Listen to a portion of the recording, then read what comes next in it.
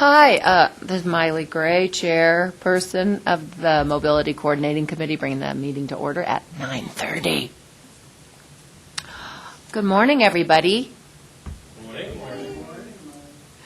morning. So, we're going to call the meeting to order, and I think we have 6 voting members, and I don't even know if we are voting on anything anyway, but we do, for sure. Right? Looks like it. So if we have to vote on something, we're set. Would somebody like to approve the agenda for today? Anybody have, oh, hello?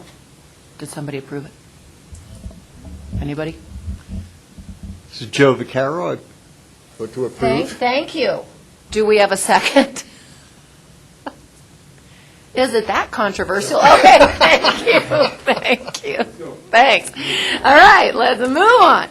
Public comments, anything not on the agenda that somebody would like to talk, oh. That's why I'm here. Oh, that's why she's here.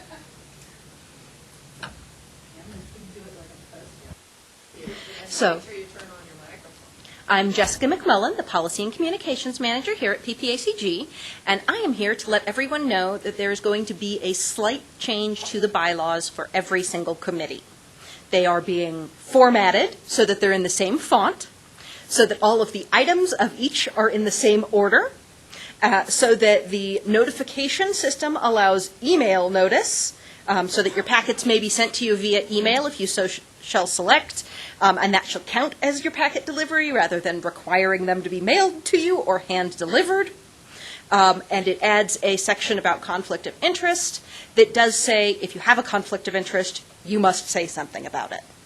That is the extent of the changes, which is why it is not an action item. It is just the board is aligning all of the committee bylaws so that they say the same thing in the same order in the same way. And so that's just something that the board can make those decisions. It doesn't have to, it's not like the whole thing about being emailed out. Because, our own bylaws were written so long ago, it still says that they have to be mailed. So I want to make that change, too. So I'm asking for a purely selfish reason. So it's just easy to do. Yep. And it's legal in the federal system. Yes. So if anybody has any concerns or issues with this or would like to see the amended bylaws as proposed, please contact me. Jess can forward an email from you to me. Other than that, there's your information. It is planned to be an action item on the board's October agenda for them to approve this amendment to all committee and board bylaws.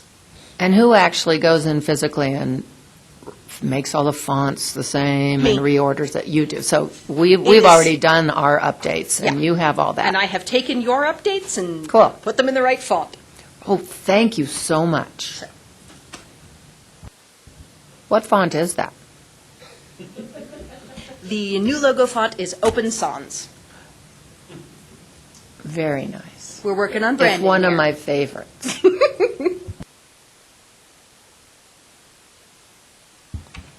Any other public comments from items that are not on the agenda? Okay. Moving on, discussion information items. We have oh, you know what? Never mind. I was rushing along so much. But can we just go around the room, please, and everybody make introductions? We're kind of going back and forth a little bit because I was just counting voting members and forgot to even do that. So, Brian, you want to start? Brian Champion, Mountain Metro Transit. Joe Vaccaro, Community at Large. Chris Proud with HDR. I'm a consultant to PPACG and Mountain Metro. Phil Van Horn with Envita. Shkak Youssef, Special Kids. John Carroll, Special Kids. Victoria Sulcer, Silver Key. Diana Van Auken, Teller Senior Coalition. Ted Schweitzer, Cripple Creek. Ryan Patulli, City of Colorado Springs, Mountain Metro Transit. John Leosatos, PPACG. Karen Teal, Drive Smart Colorado.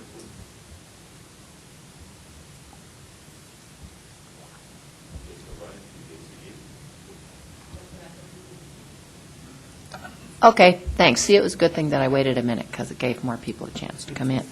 Now, I'd like to introduce Christopher, who has a little presentation for us on the 2045 Specialized Transit Planning. Thank you, Christopher.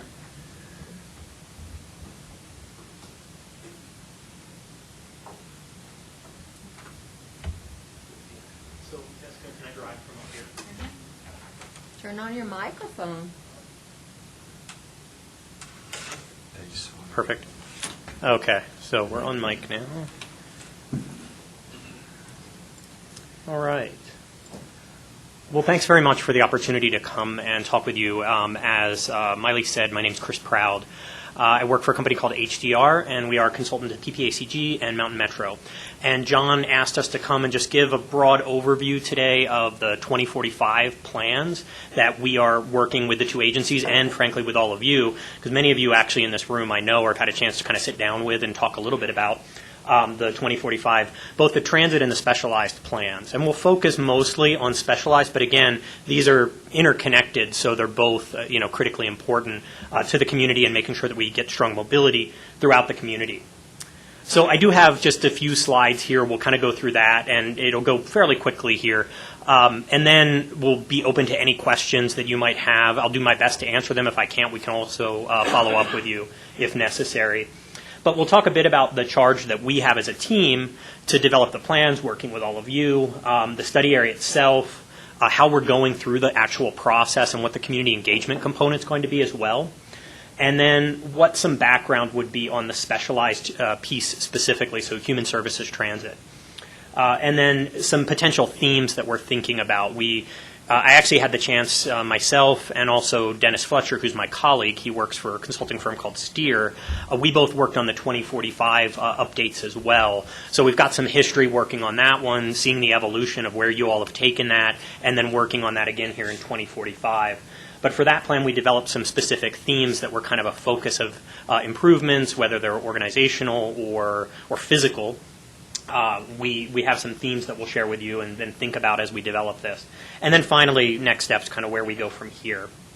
So this should be pretty interactive. So if there's something, burning question while I'm talking here, by all means, please just interrupt me, but otherwise I'll kind of keep moving here. But the plans themselves, we have two plans, just as kind of the graphic portrays here, of a 2045 update for the regional transit plan and also the specialized coordination plan specifically. And those are two elements that actually form the 2045 regional transportation plan that PPACG has been working on for some time now. So these become pieces of that and have to be complementary both to one another but to the remainder of the 2045 regional transportation plan as well. And stop me if I'm wrong, John, but you're looking for approval of that plan in sort of January timeframe. Is that fair? January is sort of the drop dead, so we're shooting for December as to, Okay. And we'll be talking more on schedule today as well, I think, internally. But nonetheless, it'll be sort of late fall time frame for tying up these plans as well as the regional transportation plan. But the two elements are we're partnered up in kind of a blended team here between Mountain Metro and PPACG and the different stakeholders because there's so much overlap and importance between the two. But in terms of leadership, Brian Vitulli is leading for the Mountain Metro for the transit plan, and John Liasato leading on the specialized side. However, again, we're all working as a team and working with all of you. I talked about the fact that we're blended. These are updates that are done every 5 years, and these are specifically for the specialized side required because of the receipt of federal funds that we have for various aspects of transit and specialized transportation in the Pikes Peak area. And again, I mentioned already that we're elements of that long-range plan, and it gets rolled up into the regional plan. Specifically, our charge as a team is to update these. These plans do serve as the future basis for decision-making and planning as you all go forward. So it gives you something, as you want to extend transit service in an area or you're going for a grant from one of your organizations. as backup, you'd be able to point to the plan and say, okay, this is supported by something that's gone through a community process, a decision-making process, and is formally approved within the region. So your involvement in this and making sure that the ideas that are reflected in the plan are quite important because it gives you a backup as you move forward, again, to try and get grants or new services, whatever that might be. So we break this up into 5, 10, and 20-year scenarios as how, trying to look out as far as 2045, but really giving us sort of meaningful bites of near-term things we could do and then longer-term things that we aspire to as well. And again, this would be updated in another 5 years as well and take account of what have we achieved over the course of that, the past 5 years, and how have things changed. Technology, so many things are happening that affect the area that you all work in and the services that you all deliver. It's changing really rapidly. And we have to try and take account of that. We have to try and project as best we can for that. But there's still things that are going to happen that we want to be prepared for. In terms of study area, the area that we're looking at for this work, it's the entire, kind of hard to see. Sorry, I'm walking away from my mic here. But this red line reflects PPACG's, the MPO's boundaries. So it's the larger Pikes Peak region is really the overall study area that we're looking at. And then the blue area is actually what we call the urbanized area. And by and large, that's really the area that Mountain Metro provides much of its service within for the fixed route transit. But that broader area is where a lot of you, you work both, within the urbanized area as well as out in those more rural areas as well. So we're taking and encompassing all of that. Taking in major activity centers, again, just making sure that we're scaling our study area properly to take in all the services that are provided within the region. In terms of just overall process of how we're going and just so that you can anticipate where we're headed as a team and how you all ultimately be involved, we're at this initial phase of project definition, kind of maybe moving into these guiding themes and scenario development. So at the very early stages.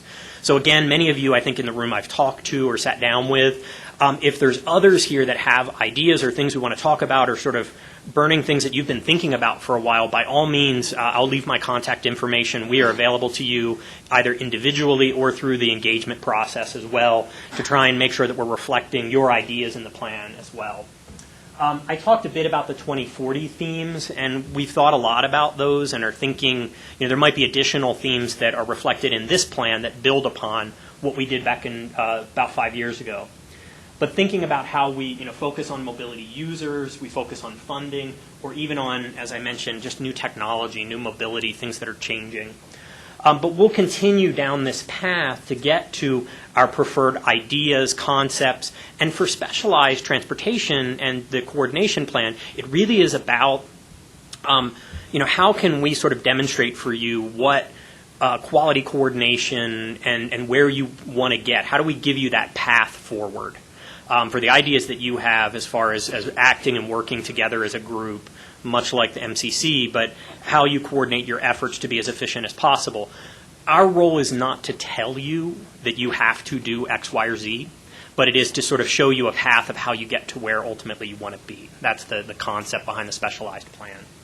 But again, we'll keep moving, and this is a pretty fast process. I mean, thinking about the fact that late fall is when we're looking at tying this up, but we've got a lot to do still between now and then, and we'll continue to engage with all of you. Speaking of engagement, we've kind of done our kickoff, and that's sort of this initial phase where we're looking at our purpose and our goals and so forth, and one of the reasons that we're presenting to you today. We have developed a public involvement plan that sort of details different activities that we'll be doing to engage both with users as well as folks like yourselves who actually provide services, and then doing some very targeted things, meeting with individuals and interviews as well.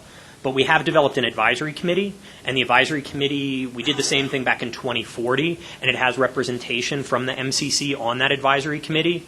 And part of the key things is that the folks that are participating on that advisory committee are coming back to this group, and they're mulling through ideas with all of you and getting feedback and bringing that back to the advisory committee as well, so that this group is, we have direct connection, but also that you are represented on that advisory committee. As we move forward, we'll be sort of drafting some recommendations and ideas and concepts as we get more information, and bringing that out to different community events. We don't necessarily want to have events of our own. We're thinking that piggybacking on events that are already out there, and I'm thinking actually that this group could be really helpful in identifying any particular things that your users actually, maybe congregate around. We've heard about, a lunch at a particular senior facility, or there could be others. I'm not sure. You all know better than I do. But how do we sort of connect directly with users and get information and make sure that we're reflecting that back in the plan? And then we'll have similar events sort of towards the latter part of the study when we release this, and there's actually a 30-day comment period that happens on the plan itself for the specialized piece.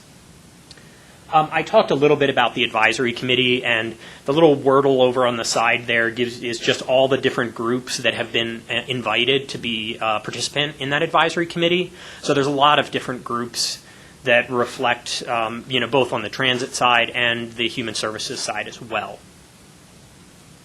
And again, that group is sort of guiding us. They're not a decision-making body, but they are providing a lot of guidance. In terms of specialized mobility, and I think I'm preaching to the choir here. I mean, you guys know more about this, frankly, than I do. But we have a range of providers within the region itself. It's reflective of this room and beyond, actually.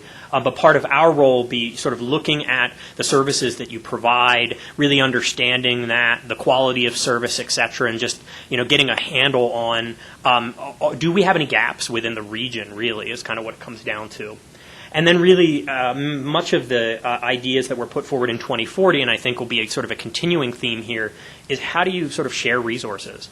I mean, a lot of these groups are small, and it's how do you kind of work together, which I know many of you are already partnered up and working together on a variety of things, whether it could be maintenance or fleet or even drivers, insurance, other things, thinking about how you all just pool your resources and be as efficient as possible.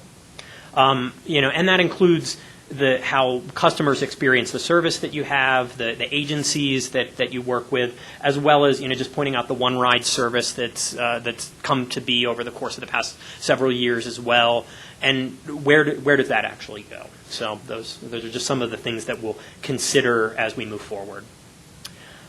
You all know who you are. I don't think I need to even hit this slide, frankly. This was we had the same slide for the advisory committee, and these are just a few examples. This certainly isn't encompass everyone. This is probably a little more important for all of you because these are sort of the key things that we'll be looking at as a part of the plan. And first, as I've already mentioned, is kind of that coordination piece. Again, how do you pool resources? How do you work together? How do you coordinate to be efficient, even though you are individual organizations delivering these services for specific reasons and specific constituents within the Pikes Peak area? Thinking about eligibility, we have both ADA and non-ADA services that are provided sort of under the parameters of specialized transportation. So we'll be looking at, there are clearly very specific requirements on ADA as well that we have to examine. But trip purpose and overall eligibility is something that we'll be thinking about and looking at what you do today. And then finally, really funding. Whether we're looking at, the Older Americans Act, local services, VA programs, just a variety, what are the host of different funding options that are out there, whether they're federal, local, or state, that actually could help to advance some of this work, continue to advance this work forward. Because again, you guys are out there, you're in the trenches, you're doing this, you've been doing this for years. We're trying to understand what the overall goals are and then figure out what the best path might be to get there. So in terms of service delivery, really, we have a mix today of both volunteer and paid drivers. Our services are structured differently depending on the agency that we're talking about. It might even be mixed within the agency. As I mentioned before, we have sort of urban services and we have rural services, and I think that the rural services definitely are likely the more challenging. They all have their challenges, don't get me wrong, but just because of the distances that you're going and the inherent challenges and efficiency there as well. But we have to figure out exactly how to best to continue to serve those areas. And then cross boundaries. There are specific boundaries for different types of services that are provided today, and why can't we cross the city boundary versus not? So it's things like that that we'll be continuing to think about. I talked about the 2040 plan, and we've based on that, as well as some of the input that we've gotten already from our advisory committee, and just from all the interviews and discussions that we've been having with individuals in the community, we've developed a few objectives, and these are draft. These are not intended to be a final. But really, again, how do we focus on a trip, getting people from their origin to their destination, as opposed to just when they get, either on the bus or on the vehicle that they're traveling in, but how many of these services do create door-to-door connections, but certainly not all of them. How do we improve access? And some of these may be more relevant to the transit plan versus the specialized plan, but it does vary. How do you get to bus stops? Are those bus stops truly accessible? Do they have facilities? Do they protect you from weather? All of those things. The quality of service, and this goes across the board on all the services. Are there, aims or goals that you have for improving different qualities of service? How do we advance mode shift? How do we get more people using those people that are eligible for specialized services so that they're not making a trip because they don't believe it's available to them, that they understand the services available to them and they have access to them? And then also on the transit side, really, how do we try and move more people out of vehicles that conceivably could use fixed route transit today and free up that space that's on the roadways for others that would absolutely need it as well. Promoting coordination of services, we talked a bit about that, and then just efficiencies, and through those efficiencies maybe there's cost savings that could be created there as well, or that it's not even savings, it's money that could be reinvested into other things that you're doing. So this sort of brings me to the end of our little presentation here, but just kind of where we're headed as a team. We'll be developing what we're calling the State of the Systems reports, and it really is sort of looking at all of the, whether it's Metro Mobility Service or the nonprofit services and so forth, and trying to understand how you all are functioning today and documenting that. So it's sort of this snapshot of, okay, this is where we're at, and that's what we're calling State of the System. We're going to do an equivalent one for transit, fixed route transit as well. We're working with a lot of other plans because, as you know, there's a lot of things that are happening right now. The statewide transit plan is out there happening, the 2045 regional transportation plan. There's the North Nevada corridor work that's happening. I mean, there's just a lot of things that are happening. So we're trying to coordinate with all of those groups to make sure that we know what the other side is doing and we can capitalize on those things where possible. We'll be thinking about events, and again, if you all going away from this meeting could give some thought to, are there particular events that maybe we, as large as and encompassing as possible, we want to get as much bang for the buck as possible. But if there are things that there's, whether it's a career fair or a specialized transportation event or whatever, if you could give us those ideas later, that would be helpful.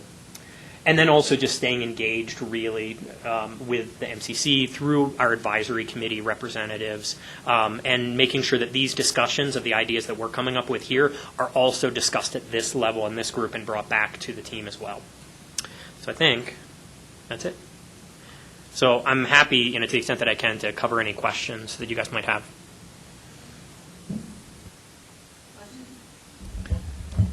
Sure. Always have questions. It seems to me what we're working on developing is two different systems where it's not necessary. It can be merged into one using small buses as feeder routes in communities so everybody gets picked up at their door. Since convenience is the major criteria for taking public transportation, that would enhance both our general populace in the bus service, but it would also eliminate the whole need for metro mobility because we'd already had that taken care of. I don't know what the cost would be on something like that, but eliminating metro specialized services in themselves would certainly free up quite a bit of money since that's a very expensive service. And it will also, but on the same time, it eliminates the division between people with disabilities and people without obvious disabilities, because everyone has a disability at some level. Sure. So I just think that's a better approach that was broached let me see, 15 years ago? Yeah, when Sherry Rittenauer was director of transit. And at that time, the budget crashed, everything went south, as you know. So I think we should, again, look at something like that. I think innovative approaches that eliminate the need for different systems. It would be the same thing as school. Back in the 50s, schools were separated by race. Now we're separating them by disability. And I find that offensive. So I think we should look for a way to bring people together, not continually divide them. And unfortunately, that's what's happening in our country. Understood. And I think your point's a good one, just because there are different programs that are happening in different parts of the country, but also even just in the metro area in Denver, where there are services that are being provided to, in most cases, more rural areas that are difficult to provide with sort of a fixed route, where those connections can be made. You know, it's not exactly door to door necessarily, but it is on demand. So the technology is allowing us to look at some of these different models, and they could be different. Historically, we have, as you pointed out, looked at some of these things, and they have tended to be slightly more expensive than the fixed route service. I'm not trying to sort of say one is good or one isn't, but I think things are constantly changing, and you're right, it's worth looking at. Are there different ways to provide service and be more efficient with those, and ultimately be more inclusive? Because one of the things we do want to achieve with both the transit plan and the specialized plan, I mean, these are being done in concert, really. But where there are people that can conceivably utilize the fixed route transit and the more traditional transit today, we want to make sure that those folks are doing that and using that, even though they might be eligible for other kinds of services, but to really make sure that those services are focusing on the people with the greatest need, because all of us have a limited amount of money to put towards these. So, and then John and Brian, I mean, you guys can chime in here if at any point as well if there's something I say that's kind of off base also. So the service is better than I do. So I know it doesn't exactly answer your question, but I think what we'll do is take what you've said and make sure that we're considering that as we move forward, so it starts to form some of those ideas that we can think about. Yeah, I think moving towards that kind of a goal of eliminating separation and division is what we should be doing. And I think we have, the unified call center, and things of that nature, working together as agencies has certainly helped create more of a unified system. But we still got a long way to go. Yeah. I like the idea of that, the theme of a unified system. And then I don't know exactly what form that takes, what's best, but I like the theme, and then we can think about what form that actually takes. Other? I would just like to say that I agree with Joe's approach, and I think that should be considered in the plan. I don't know if metro mobility is more expensive than specialized services. I think it's very competitive there. But if we had more of a feeder system in a fixed route, it promotes a lot more independence.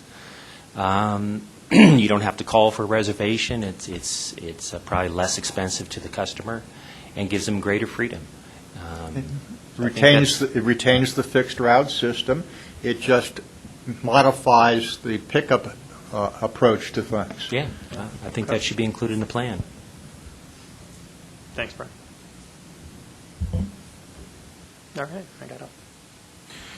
Who are the representatives on the committee and the MCC? Miley is representing, and then Jason DiBueno from Silver Key. So, and it is a similar approach to what we did in 2040, where we had the head of the MCC, and then we had a representative from the providers as well. It was actually, I think, Gail in 2040 that was the provider rep at that point. And I honestly don't recall, Miley, if you were, or who was head of MCC at that time. I apologize. Oh, when was that? Would have been 2014. Would that have been Angel Bond? Oh, so I didn't- Angel that's how I actually got brought in. I started attending some of those, and I think it was Angel. So Angel was sort of John's role last time as the PM, sort of, from PPACG on the specialized. But regardless, So I mean, I'm I not think sure we who wanted else. to make sure we had representation, but making sure that it was still a workable size of folks that we can make sure that we're bringing information back to this group and that you all have input as well. And I think it's an open meeting, right? People Oh, can yeah. sit in the, Yeah. We post, there's a website that's, I don't know if we've gotten a link to PPACG yet. I know we're working on that, but it is live on MMT's site now. And I can send a link so that everyone in this group has access to it. But under that, there are all of our meetings, the summary notes. So the first one, the summary notes, will probably be going up later on this week. And it'll advise you in advance of the date. And it's basically, if we can make it work, we're going to try and have it in this room each time, but we might move it around, we'll see. But we'll announce it. So I believe 5 years ago, Angel Bond, she was PPACG staff member, so she was the project manager of the specialized plan.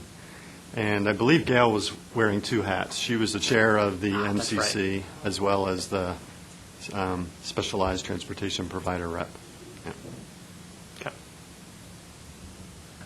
so I just have a kind of an open question. When did this 5-year plan, when did it start? I honestly don't know the answer to that. So I'm going to look to you guys. So for the 2045 RTP, I wasn't here when it started, but my understanding is it started about 4 years ago. You sort of build up to it. So 4 years ago probably would have been more of a open process, a public process to generate needs. Then there probably would have been a needs report generated, then a small area forecast, which basically talks about where we think growth is going to occur, and then you move into sort of then the identification of projects. So about 4 years ago is when the whole thing started out, but it might not have been identified, again, since I wasn't here, as the start of the long-range plan. It could have been just sort of those four chunks all make up the umbrella of a long-range plan. So it wasn't started like 20 years ago, and we were, the 2020 plan. I mean, it wasn't started. Maybe I apologize. Perhaps I misunderstood your question. This particular plan, the 2045, started about 4 years ago. As far as the concept of doing long-range plans, I believe in the Federal Aid Highway Act of 1973 was the first time that it was a requirement of metropolitan planning organizations to do it. So for the last 35 years or so as a nation, long-range plans have been a requirement. And again, that is just to make sure that there's comprehensive, cooperative, and continuing planning of all of the entities within a region. Yeah, I'm just curious about the history, like, have we achieved the goals that we set out 30 years ago to, I don't know, it's just an interesting, how is all that laid out? Good question. I know, we are very specifically looking at what we've achieved over the course of the past 5 years. Now, and each of those plans sort of, in theory, subsequently built on one another. And a lot of, if there are things that we haven't achieved in the 2040 plan and we still think that they're relevant, then those will become goals again in 2045.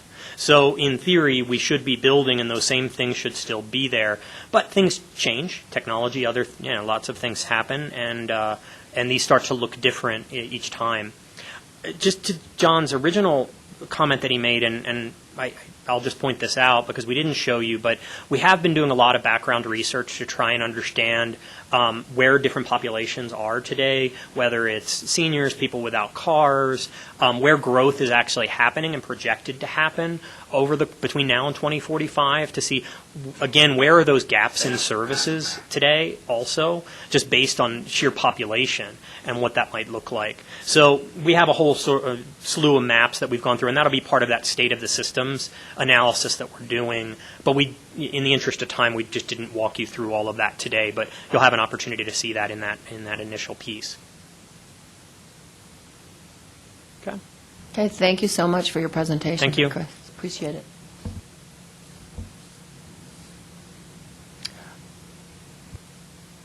There you go. The next, so moving along, there's a small group of us working on updating the mobility guide that was created several years ago. It has obviously been, some things have changed, some organizations have altered, but I'm going to pass this out. And so we have this group, and I've updated as much as possible the organizations that are on here, just take a look at them. Luckily, Brian, because no one else seems to have copies, Brian had a few on his shelf collecting dust. And so we are going to redo this. I have contacted all the people on here currently, and I have a new one that Victoria just thought of, the Discover Goodwills, that's it, it's such a cute name, and I'm going to call them today. So basically, this is based on, the Dr. Cog, big, huge, multi-page mobility guide, and this is for open services in the region, and we are going to look to have on a website link with the Mobility Coordinating Committee this guide that can actually then be updated as things change more currently before we reprint, and also other services that people might think about that can be on the website that are not on the mobility guide, but that we can add to for our community members to go to and see if they have services that are needed that are not on this guide. So I'm putting out just a request, if any of you can think of a transportation service for the public that should be on the website, and that's where we're going to put even Uber, Uber, Lyft, taxi cabs, things like that, Bayo, things that are not going to be on this particular guide. Those, please be thinking about that and shoot me or Jessica your thoughts as you think of them so that we can just be building a little list and we can always add to it when we come up with these, if something new is in the community. Okay? So please, we would like it as thorough as possible, but we'll put like the phone number and the website for those additional ones. But this guide will have a little bit more information in it. So I want to thank everybody for, sending me their updates or telling me over the phone or whatever. I had some nice chats with a lot of people in our community, so thanks a lot. And so now, moving down to our provider presentations, Phil from Invita.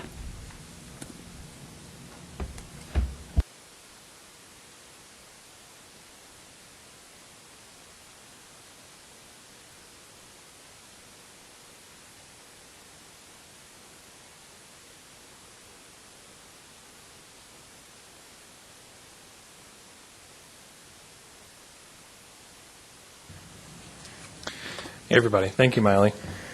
Just bear with me for a moment while I get set up.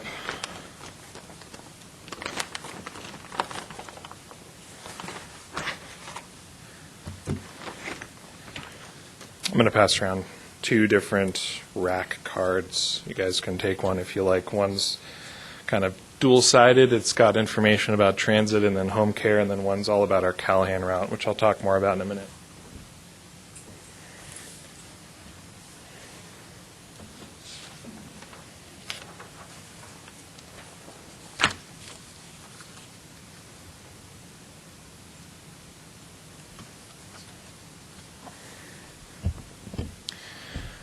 All right, I am Phil Van Horn. I've been at Invita almost 2 months now, pretty new. But I've been around transit for about 5-6 years, so I'm not really new to the occupation, just the organization. Invita itself actually rebranded last year. We used to be called Amblicab. Those of you that might be wondering, the name itself, Invita, comes from two Latin roots. And together they're supposed to mean, to be fully alive together. And the impetus for rebranding was kind of when the organization decided to package home care and transportation together. Formerly, Amblicab was exclusively transit, and Invita is transit and home care. We've been around in one form or another for 45 years. And kind of our focus transit-wise is on developmentally disabled adults. We do lots of other things, but that's, everybody kind of has a specialty, and that's kind of what we're at. Like I said, we've got a home care and transit division of those rack cards. This is basically just copied off of there, but primarily our transit does demand response, door-through-door transit. We also operate a rural fixed route between Calhan and the north side of Colorado Springs. And that's very recent. We started that November of last year. So, but the lion's share of our operation is demand response, just between people's homes and doctors' offices and that sort of thing. And keep getting ahead of myself here, but kind of just some vital points about our transit. We operate Monday through Friday, 7 a.m. That's first pickup, 7 a.m. Through 4:30, and that's the last drop-off. So our buses are really on the road from 6 to 5:30. We do some Saturday transit, and we schedule about 4 weeks in advance if people want to schedule that far out, although in my experience that's pretty rare. We are also happy to provide group rides and special event service. It's kind of something we're getting into more recently, but we kind of handle that on a case-by-case basis. And our other kind of division is this fixed route service that we're kind of piloting, and you can see the stops. There's a nice little map on that rack card, but there's two stops in Calhan. We stop in Peyton, Falcon, and we stop at Penrose St. Francis, and then Memorial North, and then the Voyager Transfer Hub up on Voyager and Academy. And we run that 4 days a week, Monday, Tuesday, Wednesday, Thursday, and we have 3 runs back and forth each of those days. And it's been going really good, actually. The rural fixed route's kind of a tough gig, but ridership's really grown a lot, even since I've been here, and we're really happy with some of the cool things we've been able to achieve. I think it was 2 weeks ago, we got this really interesting situation where somebody from APS called Kyle, one of my dispatchers. It was about 9:15 in the morning, which is about 45 minutes before we start that second run. And they said, we've got 2 people out here in Calhan that need to go, right now to Union Printer's home in town, which is, 30-mile trip. It's not a short distance. Can you guys help us? So, who knows? We've never done anything like that. So, we figure out, as it says, we are able to deviate. We call it a deviated fixed route because it's rural. If people need accessibility, we'll go to their house or wherever, as long as it's within, it says, 3/4 of a mile of the route. So we went up, picked them up, we brought them into town, we got them onto one of our demand response buses, and got them into, where they were going finally. And that was pretty cool. It's the kind of things you can do when you're more spread out like that is, these people would have had a heck of a time, I think, getting from Calhan to Colorado Springs on that short of notice if we weren't there to help. So I'm glad that we were. Anyhow, this is a map that I made of our service area, the lightish green, Metro's ADA zone. The blue parts are the additional parts of the town that we offer service to. And the lighter green up top, those pins are the Calhan stops, and the area around it is the deviation zone around the route. So kind of gets you an idea of where we're focused. So we do most of our business on the northeast side there. So while we do offer service on the far northwest and southwest corners, we spend most of our time going back and forth between the northeast part of town.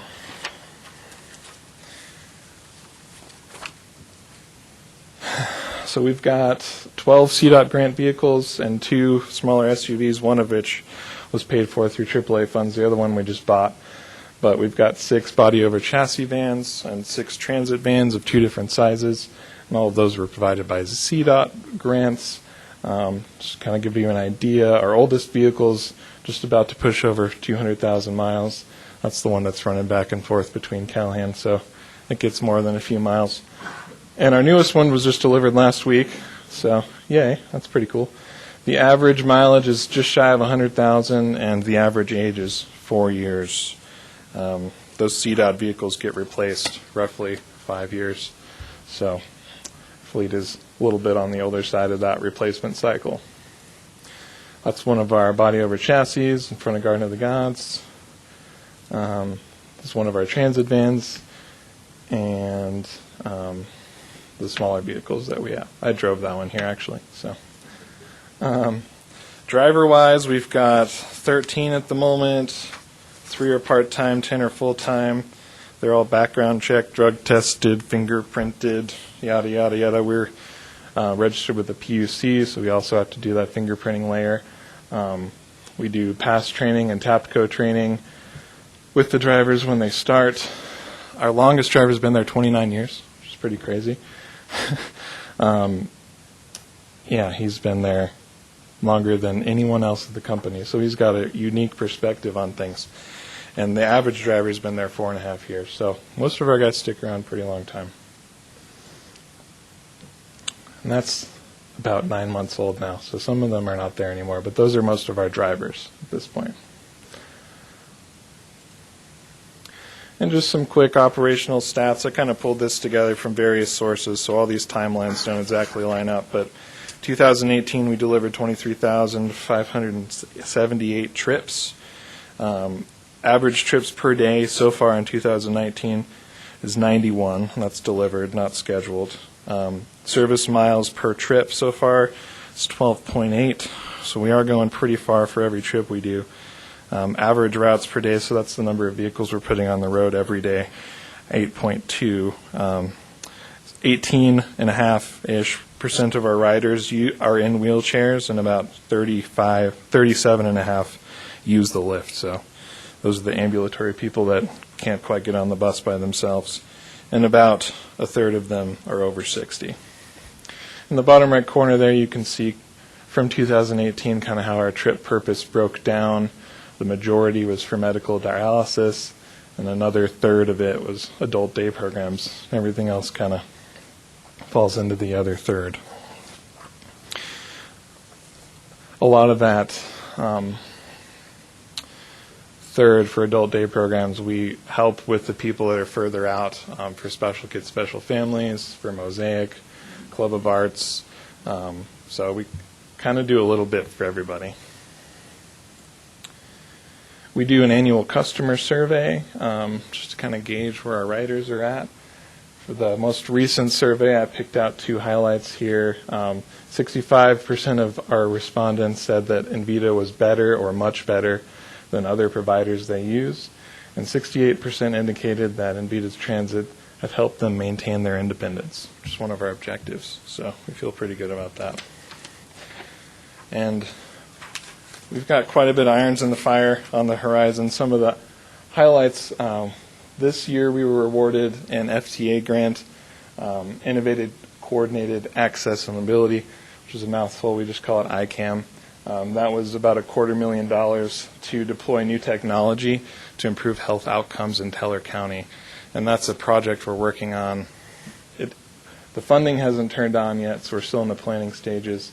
But that's a whole new thing that we're getting into that's kind of going to be totally outside of our existing demand response and fixed route systems. That's a new system that we'll be building. We got several grants to increase our capacity and service area for our Callahan route. And again, that's kind of in the planning stages. We're kind of wondering which direction to go. We could go a little south and hit Yoder. We could keep going east and hit Rama. So we're kind of deciding, where the resources are best spent there. And we're working on a partnership with Mountain Community Senior Services and Monument to help administrate their volunteer driver program. So we're also looking into getting into volunteer drivers. So that's all I have. If anybody has any questions, I'm happy to answer. Yeah. Are you a member of the Unified Call Center? We are. Great. I knew you were beginning with AmbliCab, but I didn't know after it switched over. Yep. We provide rides through Great. One Ride as well. Well, that's certainly a very needed service. Thank you. You're welcome. Anything else? All right. Thank you so much. You're welcome. Appreciate it.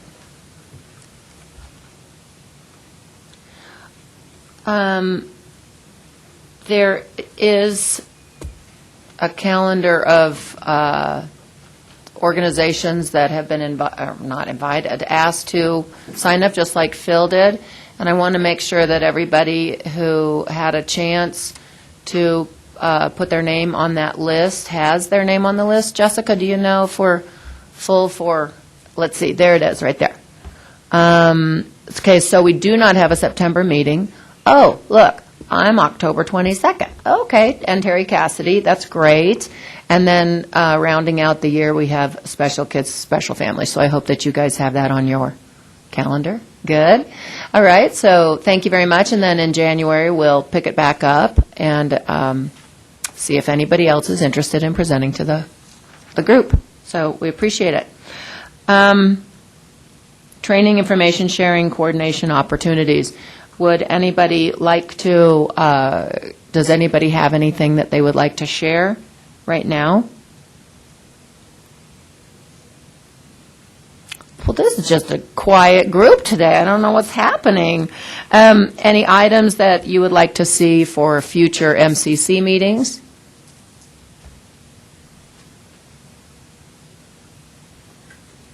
Miley? Brian? Could we get, Thank at you. the end of the coordinated plan, could we get an update? Is that possible? Yes. Thank you. I wanted to just remind everybody, which I just did, obviously, duh, that there's no meeting in September. If anybody wants to, give Joe Urban a balloon or anything, you should probably go track him down sometime because we won't see him again. I think October is his last month. Jessica, is that right? And I know that they've interviewed people for his position, and that's still in the works. They did hire somebody. So drum roll, and when we find out, we'll all find out. Because I don't think it's been announced. Okay. Okay. Well, we will let you all know when we find out. And if there's no other business, then we're going to adjourn the meeting at, 10:25-ish. Thank you.